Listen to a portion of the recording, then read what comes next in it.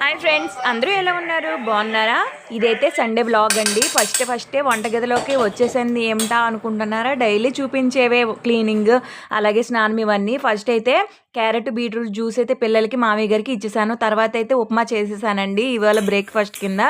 ఇప్పుడైతే లంచ్కి అయితే మష్రూమ్స్ కర్రీ అలాగే పులిహోర చేశాను. ప్రతి సండే మనకి ఏంటంటే నాన్ వెజ్ బాగా అలవాటు పడిపోయాం కదండి. పిల్లలు ఏమైనా స్పెషల్ కావాలి అని అంటే మాత్రం చికెన్ తీసుకొచ్చేసే వాళ్ళము. కానీ ఈ కార్తీక మాసంలో ఆ చికెన్లు అలా తినకూడదని చెప్పేసి నేనైతే కొంచెం కలర్ఫుల్గా మా పిల్లలకి బాగా ఇష్టమండి పులిహోర అలాగే మష్రూమ్ కర్రీ అయితే చేసేసాను. తర్వాత గిన్నెలు ఎన్ని వచ్చాయి తోమేశానండి. తర్వాత నేను మార్నింగ్ బట్టలు నానబెట్టాను, అవైతే ఉతికేసానండి. మార్నింగ్ బట్టలు నానబెట్టానే కానీ ఈ వంట పనులతో బాగా టైము ఎక్కువైపోయిందనేసి తినేసిన తర్వాత బట్టలు అయితే ఉతికాను, ఆరబెట్టేశాను. తర్వాత ఈవినింగ్ అయితే నేను ప్రసాదం తయారు చేశానండి, గోధుమ రవ్వ ప్రసాదము. ఇదైతే త్రినాద మేళ చేస్తున్నానండి ఈ వారము. కార్తీక మాసంలో ఏదో ఒక వారము త్రినాద మేళ అయితే చేస్తాము.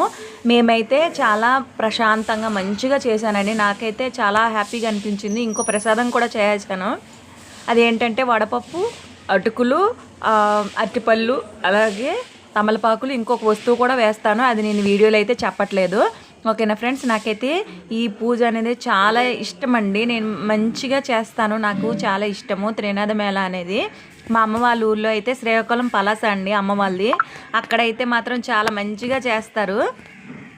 అది ఒరియాలో మొత్తం చదువుతారండి. నాకు చాలా ఇష్టము. అలా అయితే నేనైతే పూజ చేసుకున్నాను, అలాగే ప్రసాదాలు అందరికీ పంచేశాను. ఇప్పుడైతే స్టవ్ని శుభ్రం చేసుకుని అలాగే గిన్నెలు కూడా ఉన్నాయి, అవి కూడా క్లీన్ చేసుకొని నేనైతే పడుకుంటానండి. రోజు డైలీ చేసేవే. ఈరోజు కొంచెం పూజ వల్ల కొంచెం లేట్ అయిపోయింది, అందువల్ల అయితే ఇలా చేస్తున్నానండి. ఇదండి సండే వ్లాగ్. ఓకేనా ఫ్రెండ్స్, నా వీడియోకి నచ్చితే please like share subscribe. Bye.